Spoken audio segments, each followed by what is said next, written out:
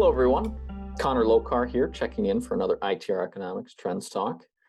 And I come today bearing news for some of you anyway. And the big news is that ITR changed our U.S. industrial production forecast and lowered it to now encompass recession for 2024. And the question is, now what? Now, for those of you that are ITR Trends Report subscribers, you got this news days ago, if not over a week ago, depending on when you eventually listen to this.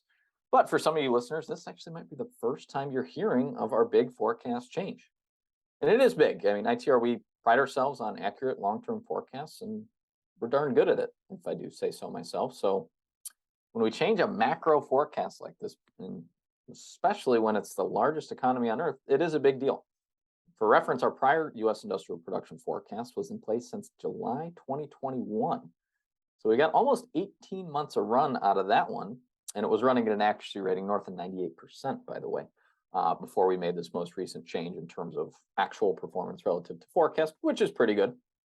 But all forecasts, even the good ones, have to be put out to pasture eventually. So to recap, the forecast change quickly is we have taken the soft landing for this cycle off the table. And we now see a recessionary outcome as probable for the U.S. economy in 2024. With the onset of decline on a 12-month moving average basis actually starting late in 2023. The primary drivers behind this change is the now sustained yield curve inversion between the 90-day and 10-year yield trends, as well as the absence at this point of any sort of statistically significant positivity in our leading indicator complex at this point. So the change is not so much what today's about. The full details of the forecast change, specific growth rate or contraction targets, and just deeper context behind it, that all can be found in our trends report, which I know a lot of you already subscribe to, but certainly recommend that you subscribe if you don't already. But today's more about what do we do now? So the good news, if I can call it that, a little bit of a spin, I would say, is that the bigger change to the forecast is occurring to 2024 than 2023. So for those of us living in a calendar year goal and budget world, which is most of us, we have time to react and plan for 2024.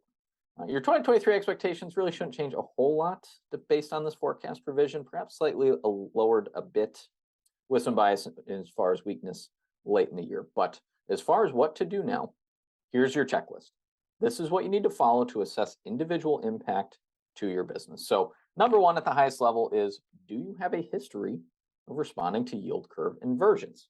Our analysis of our consulting clients that we do revenue forecasting for here in consulting works with at ITR showed that 41.7% of the company forecasts that we're going to be delivering this month do not have a meaningful relationship to yield curve inversions.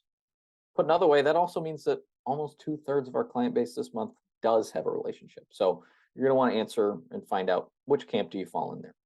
Number two, do you correlate to the U.S. economy and U.S. industrial production? For most of you, the answer is going to be yes, but not everyone. Inversely correlated businesses, for example, could find themselves with a better outlook for 2024 as a result of this change if you run countercyclically to the U.S. economy. So find out which camp you fall in here.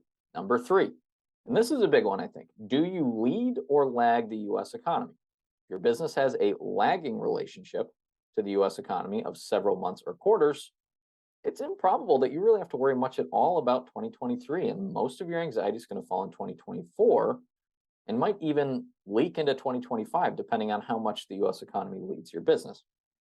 However, if your business leads the U.S. economy, meaning your business feels changes in activity order rates before the U.S. economy actually starts to slow down, then weakness in your bookings trend could actually show up much earlier in 2023 and perhaps as early as the first half of next year or the middle of next year, which could lead you to a much lower 2023 exit than your plan and budget may be calling for, assuming you're in the stages of wrapping that up.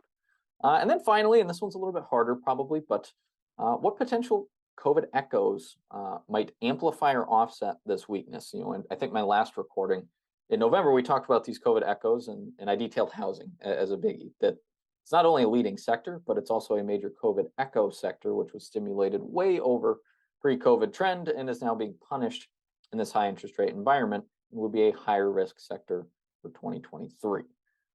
Other side of that coin, automotive markets, for example, that were unduly negative in this past year and a half because they couldn't get enough chips, well, they're starting to get those chips. So they might actually see maybe some upside performance for next year. So think about those COVID specific echoes that could throw in some wrinkles into this plan. So I think those 4 points: assess exposure to yield curve, assess your correlation or lack thereof to the US economy. Number three, assess your lead or lag time to the US economy.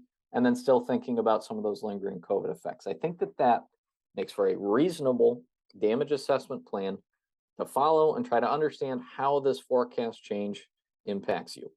I think a DataCast subscription or working directly with an ITR trusted advisor like myself can help you answer all these in fairly short order. But if you're adept with data analysis, you can certainly make a reasonable go of it yourself. And that is the checklist I would personally follow if I were in your shoes. So answering all those questions are going to help you know whether you need to manage your business out of the slowing growth or recessionary playbook, or potentially both at various points in 2023 and 2024. So the forecast has changed. What do we do next? So that's all for me today. Thanks for stopping by, and I will see you on the next one.